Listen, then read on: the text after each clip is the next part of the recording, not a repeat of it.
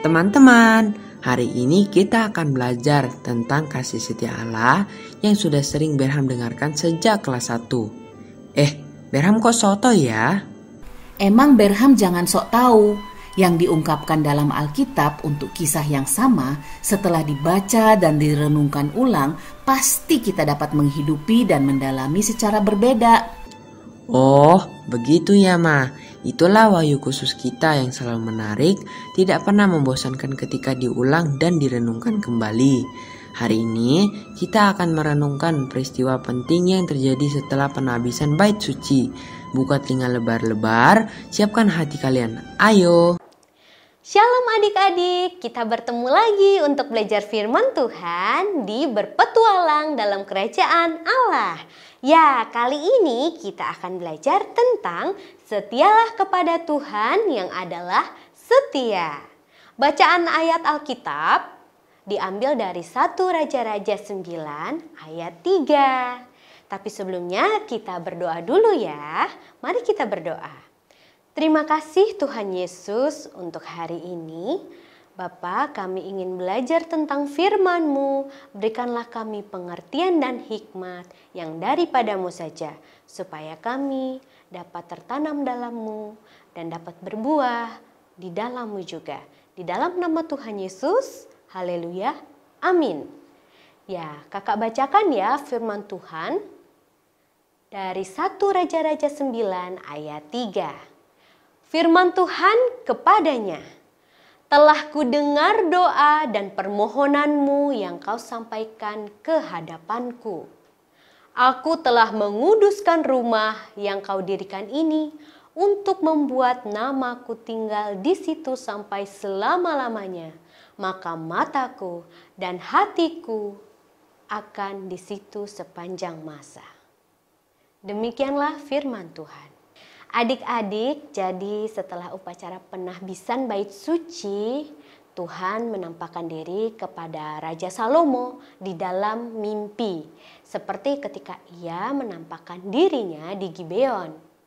Tuhan berkata bahwa ia telah mendengar doa Raja Salomo dan ia telah menguduskan bait suci yang dibangun Raja Salomo.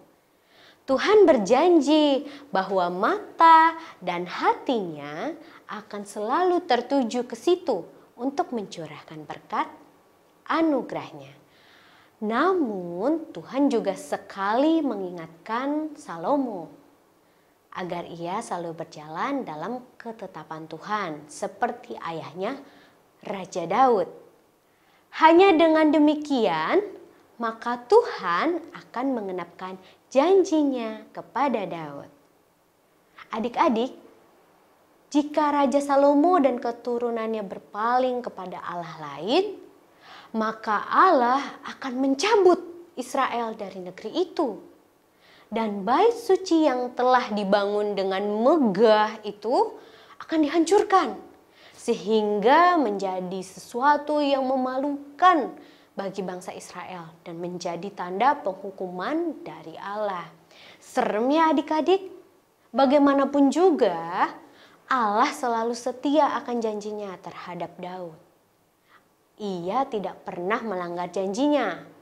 Namun jika raja dan bangsa Israel berubah menjadi tidak setia, penggenapan janji ini akan datang dalam bentuk hukuman dan hal yang memalukan.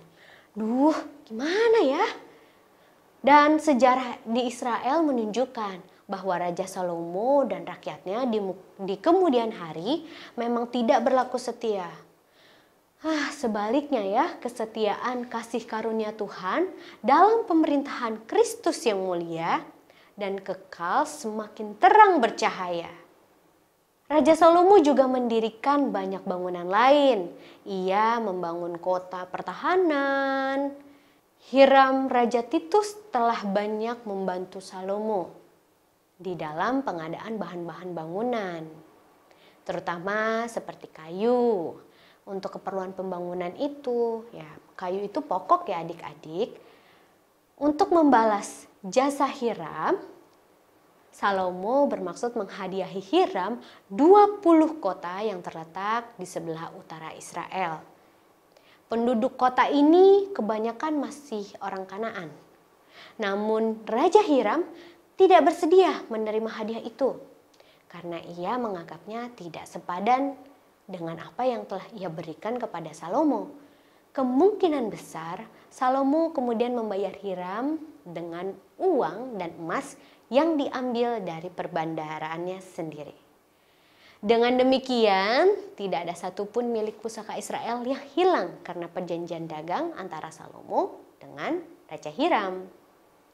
Salomo juga kemudian memperkuat tembok Yerusalem.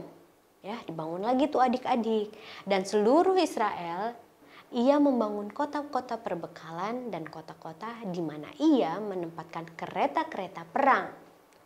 Di bawah pemerintahan Salomo, bangsa-bangsa Kanaan seperti orang Het, orang Amori, orang Feris, orang Huwei, dan orang Yebus yang masih tinggal dijadikan pekerja rodi. Sedangkan semua orang Israel hidup sebagai orang yang merdeka. Sang ratu, putri Firaun, tinggal di istana yang dibuat khusus untuknya. Penyembahan kepada Tuhan di bait suci dilakukan secara berkala dan teratur. Upacara persembahan korban sekarang dilakukan hanya di Yerusalem. Tempat-tempat yang dulu digunakan untuk mempersembahkan korban sebelum bait suci didirikan, sekarang mulai ditinggalkan adik-adik. Bersama Raja Hiram, Salomo membuat kapal-kapal di tepi Laut Merah. Kapal-kapal itu berlayar ke Ofir dan membawa banyak sekali emas untuk disimpan dalam pemberhendaraan raja. Kerajaan Israel di bawah pemerintahan Salomo menjadi kerajaan yang kuat, yang dikelola dengan sangat baik. Dalam keadaan yang sangat baik ini, ternyata ada bahaya besar yang mengancam. Apa sih adik-adik? Nah, bahaya itu adalah bahaya kesombongan. Bahaya mengandalkan kekuatan sendiri dan tidak bergantung kepada anugerah Allah. Bila Raja Salomo dan rakyat Israel tidak berjaga-jaga terhadap bahaya tersebut, mereka akan mudah jatuh ke dalam dosa. Semua berkat dan kekuatan yang Allah berikan kepada kita seharusnya ya adik-adik membuat kita lebih bergantung kepada Tuhan, kepada Allah kita, dan merendahkan diri kita di hadapannya. Jika Salomo dan keturunannya berpaling dari Allah, maka bait suci yang megah itu akan dihancurkan sebagai tanda bahwa penghukuman Allah nyata. Jadi adik-adik, kita harus terus bersandar kepada Tuhan, mengandalkan Tuhan dalam setiap langkah hidup kita. Walaupun kita sudah punya banyak hal, punya segalanya, kita harus tetap bersama Tuhan. Ayo kakak undang semuanya untuk kita berdoa. Terima kasih Tuhan untuk pengajaran-Mu. Pada hari ini kami diajarkan untuk tetap mengandalkan Tuhan dalam setiap langkah kami. Biarlah kami terus dalam tangan Tuhan, mengandalkan Tuhan dalam setiap musim hidup kami, supaya kami tidak seperti orang-orang yang tidak setia kepada Tuhan dan dihukum oleh Tuhan. Biarlah kami terus dalam sukacita Tuhan. Dalam nama Tuhan Yesus, haleluya, amin.